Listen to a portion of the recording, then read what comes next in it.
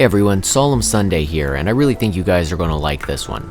So, if you didn't see my last video, a few months back I set up a V-Rising server, V-Rising being one of my favorite new ARPGs, and you guys just absolutely dove into it. We're talking awesome castles, roleplay, PvP, and most of all, a community that treats each other with respect and kindness.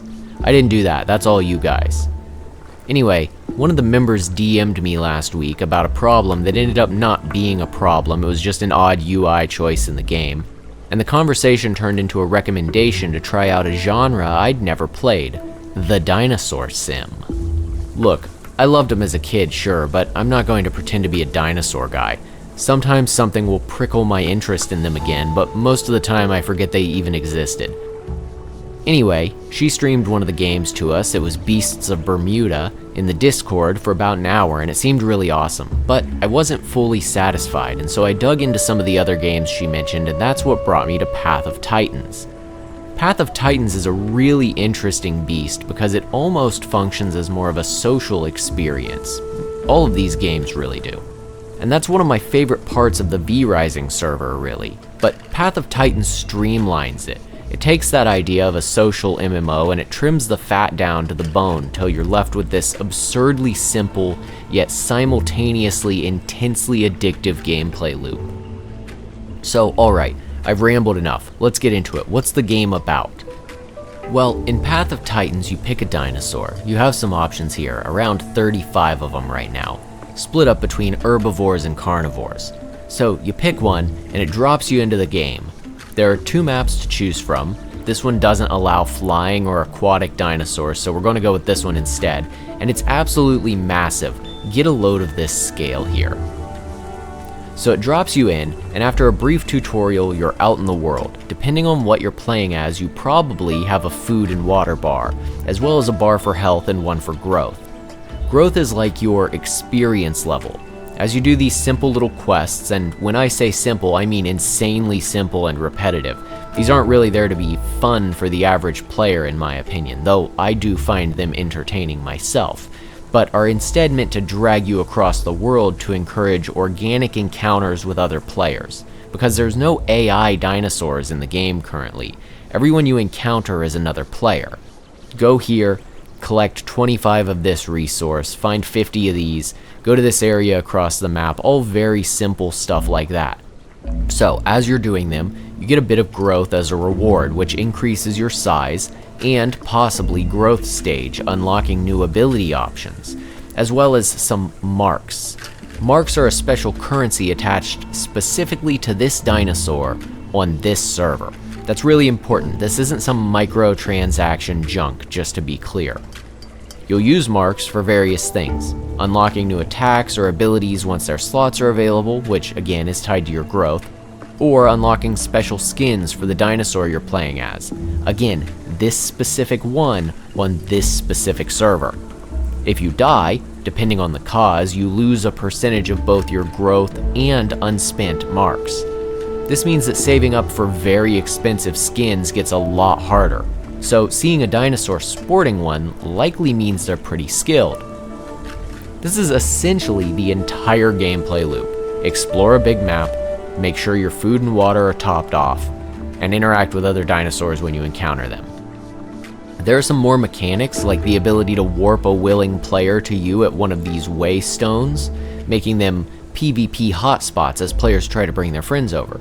Some more difficult quest options while in a group, or the home cave system, which is a place you can go to safely log out as well as decorate or place trophies from defeated adult dinosaurs. It's worth mentioning at this point that you can log out anywhere. This isn't some Ark or Rust or even V-Rising type stuff where your body persists in-world. It lasts for 1 minute to prevent players from logging out to avoid death, but then it's gone. So, if it's this simple, why does it have me hooked? Especially when none of my friends are playing it yet, and honestly, I think it's just the social experience of it all. I love hanging out near a watering hole and just BSing with some guys. I like getting challenged by someone and then watching them run like a coward when I don't back down. I like seeing global chat lose its mind over a large group terrorizing a specific zone, realizing I'm in that zone, and then trying to sneak out without getting eaten. It isn't about the combat, it isn't about the questing, it's about having a place to hang out. In my opinion, a lot of MMOs miss the mark here. Tons of shallow instanced systems separating everyone by game mode or mission.